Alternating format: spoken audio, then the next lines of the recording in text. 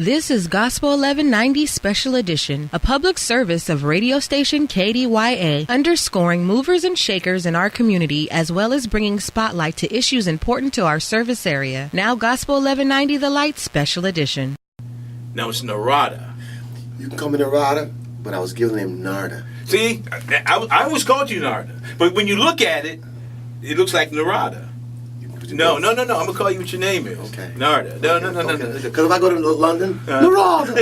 You know what I'm saying? Okay. I answer all. You know, wherever I'm at. Hey. Okay. Okay. We are with Narada Michael Walden. How are you, sir? Oh man, I'm happy, Bernie. It is a pleasure to meet you. Really is. Thank you. Thank you so much for gracing us today. So let's get started, man. Where are you from? Where your people's from? I'm from Kalamazoo, Michigan, in the heartland, and my people are music lovers, and they play, and they raised me to love the music, and I'm very, very blessed. I'm born by my mom, Peggy Walden, Peggy Hackney Walden, my father, Harold William Walden. They were young when they had me. My mom was like just 19. My dad was 18. Okay. Yeah. Okay. So, what was your start in music? Your first thought when you woke up and you said, "Bam, here it is." Well, I just know I always loved beating on tabletops and pots and pans and pillows, anything that had the tone that made me happy. To play along with a record, watch a record spin and play along with it on a high chair made me happy. Then I remember at Christmas, Santa gave me this Toyland drum set, and the head was made of paper heads, so they wouldn't last real long. But it would be orgasmic to me to play them till the heads were all torn up. And when my dad saw that, then he would always kind of do that for me, with a little drum set type thing. Then I got a snare drum, and about 7 years old, whatever, and then learned to play rudiments. Okay. So yeah, I just always drawn. Really felt like I was born to play the music. Okay. Yeah. Your early influences? All the music we heard in Michigan, I have to say. My mother's family they were so beautiful to me. They had Horace Silver, 6 Pieces of Silver, Senior Blues, and then we had a cottage we go to up north of Michigan. That'd be on the turntable. I just listened to that so much. Even Harry Belafonte, take my mother home, they'd be playing. They even played like Everly Brothers and Patti Page. Okay. Of course, Johnny Mathis, Chances Are. Then, of course, Take 5 with Dave Brubeck. Then I had found this great Ray Charles record I love so much, the live Ray Charles. And that really stopped my life. Because he was such perfection. The live album of What I Say, Tell the Truth, Frenzy, Drown My Own Tears. So deep. Yeah. What about Motown? Motown came when I was like a little bit later, like the 11 or 12, 13. Smokey Robinson, When I Became of Age, what they call it? Then you hear all that thing. Okay. And you kind of, oh yeah, okay, it was the new sound, which was really, really beautiful. And Smokey Robinson to this day, I think, is a great, great angel. A great, great angel. And I became a big fan of his and all the B-sides of his stuff, Mm-hmm. And we just study his stuff because it was always so, like, a sound of heaven in his music. He could produce heaven on earth. Wow. Yeah. Okay. Like More Love and all that kind of stuff. Yeah. Wow. Classics. And then even like, for example, look what he did with Temptations on My Girl. And then My Guy from Mary Wells. And the Beatles' favorite female singer was Mary Wells, who he was behind. So this guy, Smokey Robinson, really had a hand in a big part of our music history. Then look at Chicago, where we learned from Curtis Mayfield, and all that sound over there. I think the good Lord really just poured so much on us at that time that we are still trying to assimilate it all today. Okay. And then you moved into, and I don't want to put music in the category because you don't, No, I don't. but you moved into a jazz type of movement? Or? You mean when I was coming on with the Mahavishnu Orchestra? Yes. That time of my life? Yes. Okay, I'll back up a little bit. In high school, I wanted to be Jimi Hendrix drummer. Okay. Because Hendrix, I thought at that time, was really the cat. Just crossed it all. And a black cat playing the rock, playing the blues, the funk, everything you wanted to do. Headline Woodstock. So then, he died 1970, the year I graduated high school. And then as I traveled in from Kalamazoo on the road with my little band called Deacon Williams Soul Revival, they were like a funk band, and out to California, and then I stayed in California, and I just tried to, make it so hard. But then I heard the music in Pasadena in a record shop of the Mahavishnu Orchestra, with Billy Cobham on drums, Jan Hammer on keyboards, the great John McLaughlin on guitar, and it just stopped me because it was doing something I'd never heard before. Of course, blues, rock, jazz with a lot of power and soul, but now Indian influence, India raga in the time signatures, playing a 6/8, 9, 13, 11, and a freedom as they're doing all this going on. So it took me a minute to kind of really digest it. And I bought the album, took it home, tried to learn how to play to it. So that became a big pivotal switch in my life to kind of, get a hold of that sound. Mm-hmm. And then as God would have it, when I was able to join a band that could play that kind of music in Miami, and that band then moved to Connecticut, then I was able to go meet and see the Mahavishnu Orchestra for the first time live after their second album called Birds of Fire. And it was God's grace that I found a disciple in the audience who helped get me backstage so I could meet John McLaughlin. When I met him, I was like, oh man. I said, I want to be just like you. I said, I've never seen anything like what I've seen tonight. And he said, well, my prayer life, my meditation life is really a big part of what's happening for me. I said, I know, I want to be like you. So he just kind of took me on his wing. Okay. Yeah. And not long after I joined his band, maybe like a year later, went from being a busboy in a restaurant at Morrow's Place in Norwalk, Connecticut, to joining Mahavishnu Orchestra, him teaching me how to play with him in all those different time signatures, and recording the first album called Apocalypse with a Beatles producer, George Martin, in London. Wow. So it would just flip completely. And I brought our bass player with me, named Ralph Armstrong. He was 17 years old from Detroit, Michigan, and he's bad. So, and Jean-Luc Ponty on violin. And then that became how I first came on the scene. And then the second album called Visions of the Emerald Beyond, recorded at Jimi Hendrix's studio in New York. And that album I was a real tiger. I could play all kind of stuff by that time. Now I'm confident. Okay. And then we toured more. I don't even want to ask for something, but I'm just telling you that's how. No, that's beautiful. That's how it flipped, Well, let's move on then. So now, okay, you're doing this, and now you're moving to the producer role. So I want to jump right into like Whitney Houston. Okay. Tell me about Whitney. Well, Whitney Houston is a phenomenon. And my first solo album was called Garden Love Light. It was in '76, and Cissy Houston came to sing backup on that album, and I was a big fan of Cissy Houston. So she brought her singers, and then she brought a little girl. The little girl was like 11 years old, just gorgeous. I mean, drop dead gorgeous at 11 years old.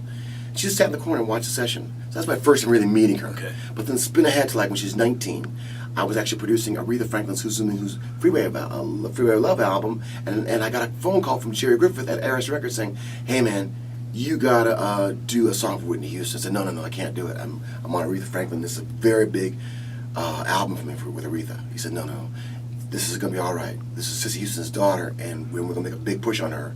And I got a little germ of an idea called How Will I Know, but I need you to blow it up. I said, well, then send me the idea. So he sent me the idea, and I said, yeah, it's a hit hook. It needs verses. Can I write the verses? He said, yeah, write the verses. The writers are cool with it. You do what you want to do with it, but you got to do it right away. So the same session I was cutting Freeway of Love. I cut How Will I Know, flew to New York, put her voice on it, met her, and was just completely awed by, again, how beautiful she was when she walked in. I mean, like, stunningly beautiful. Then at the microphone, the command of a master. And only in a few takes, what you're hearing on How Will I Know, was accomplished. She knew it. She blew it down with the power and the majesty and the perfection and the tuning and the rawness of what you're hearing on that record. And then she came back in and listened back on the playback and sit like this. You be me. I'll be her. Okay. Sit there like this. A little stare at you. You loving the sound of that, right? Right. A little stare at you. Loving me. Wow. Okay. Now that blew my mind. Okay. Because I wasn't used to a person like that. 19 years old, having that kind of confidence. Sure. Stare me down. Sure. Listen to her sing. Woo, man. So then she said, background. Let's call my mom. I said, absolutely. So then, an hour later, here comes her mother with the singers. And then they're singing in the background. But I said, well, Whitney, you should really join the backing. And I want your voice in there too. And she did. And that really made it pop again. Okay. Then, got my friend Russell Tubbs, permit to play sax on it. And Michael Barbier was the engineer. I said, just mix it and get it done with right now. So the next day, we mixed it and we're done with it. Wow. Just like that. And you got a classic. Yeah. Man. It became her third single off the first album and her fastest rising #1. Okay. Yeah. Okay. With the time we have, let's talk about the Queen. We just lost her. Tell me about Aretha. Aretha Franklin is our teacher. She just doesn't miss anything. It seems to be the case. She's very intelligent, soulful. Everything she's kind of preparing herself for. I recall being on a session like Freeway, and which is like a long song, 6 minutes long. And I thought, well, let me just like do like a little change on a lyric kind of thing. I had an idea, and I went out to the music stand, and there was no paper there. And that meant that every time she was singing that song, it was all by memory. Okay. Every bit of it. Okay. Every lick, every idea, turn down better than Ever Street, all was memorized. And that's when I realized a new level of professionalism. And then I learned the tricks, like I would do the ending first. I would do the ending of the song first. Because I want all that firepower she was doing. Let's get all that first before I want to try and get technical as a producer to get a first verse different thing. No. Just get all the fireworks first, you know. That's what we did. So and then that helped me so much just to kind of feel like confidence with her. And then also she was kind to me because then she realized we were both there to make hits together. Because at first when you meet her, you can be very afraid. She's so powerful. Wow. The fire in her eyes is Aretha Franklin. But then when the music comes on, you're pals. And then I could become a friend and let it all hang out. And she'll say, Norma Dew, go on down there and give me some fried chicken. Or Norma Dew, go on down and give me that cheeseburger I like. Or Norma Dew, go on down and getting out of what he wants. Those two in particular love the sound of their voices. Like I work with lots of great people, but maybe they don't love the sound of what comes out of their body. Those two love the sound they make, just pure. Even if it might be a little sharp, that don't matter. It's just the sound. And that's what I realized, right. So I can see that your steps have been ordered by God, and you're following them. So now you're here today. Yeah. Now you with great Bernie. Now not with me, but with your great gospel show, the project. Tell me about that. How'd that come about? Two things happened. I got to play with Aretha these past couple of years of her life, about 7 beautiful shows, and the big highlight of playing with her was always a spiritual time in the show. Bridgewater Water she'd play, and she'd also do the Old Landmark, this really fast gospel song with a background just back and forth, and she would just rule it, and it could go on for a long time with it. So I was like, wow, man, Narada, don't sleep, because this is where she comes from. And then Aretha would tell me, she would say, I didn't always want to be a singer necessarily, but my dad wanted me to be a singer, so I got into it, and then it was my job to kind of get the church in a frenzy before they ever bring out Mahalia Jackson. It's like, okay, so I started understanding it's a whole history behind this music. So then I felt the Spirit call me, Mother Mary, Jesus, all that call me, say, do more. Pop is all good, soul's all good, jazz is all good, but do more, because I can. I have a great capacity. So I just wanted to kind of make sure I was just touching upon the things I do with Aretha out here in the Bay.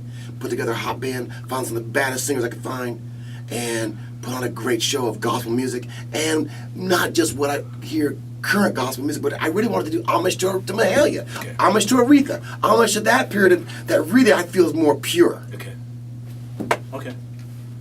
So now one of the songs you did another version of is no, I'm not starting. Oh Happy Day. Oh, Happy Day, yes, of course. Now listen. Now I was a kid when that came out, but I grew up in the church. That to me changed or brought gospel to the mainstream. I mean, that's a mark in time. Oh Happy Day. So you go back and say, let's do this. Yes. What's your thought?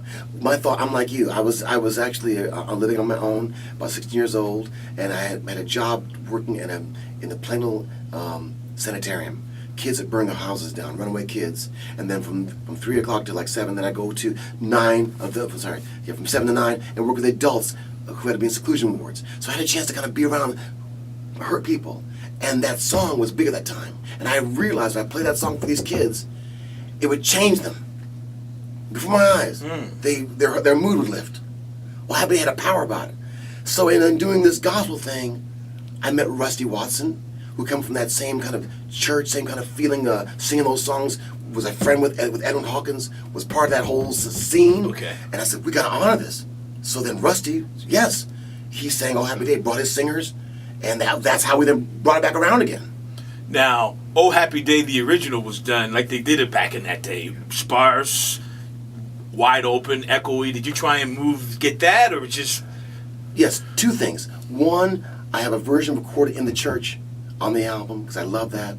But I also went to the studio and made a little more current. So it's not in a church, but it's a little bit different edge of it. So I have both sides. Okay. Yeah. Then you also did Get It Together? Yes, that's a song that Jolie Valente sings for me, and his father wrote it, Dino Valente. Okay. And again, I thought the message was just really appropriate that we have vehicles of music to help re-inspire us to come back together again as people. So it's the Great Gospel Show. Yes. And it's coming out. The album is delivered today. Okay. Ooh, okay. As we speak, this is the first day it's out. Okay. And there's a lot of buzz about it, and our teams are happy, and you can actually go on iTunes right now and buy it. Okay. Well, Narada, we thank you so much for coming in, man. It's been I don't want to stop. I got more to say. Talk, my brother. I want to say that I think you're great. The questions you asked me, your intensity, your intensity, your love for Stevie Wonder, your love for your family, your love for your daughter, standing up for that pit bull. Thank you, man. Just the things that you tell me in your life, and being out here in the Bay Area, you're a pillar. And I would like to know more about you, become more friends with you and your people and our people, and come by my studio. And let's make this thing while we're still young and sexy. Yes. Let's keep it hot. Okay. Don't have too much time, though. All right, my brother. Thank you so much. You. Bless you. Bless you. Okay. That was good, man. I'm telling you, man, it was an honor. An honor, man. I'm telling you. Telling you. This has been Gospel 1190 The Light Special Edition, public service programming from radio station KDYA, spotlighting issues important to our community. To learn more about us, go to our website, gospel1190.com.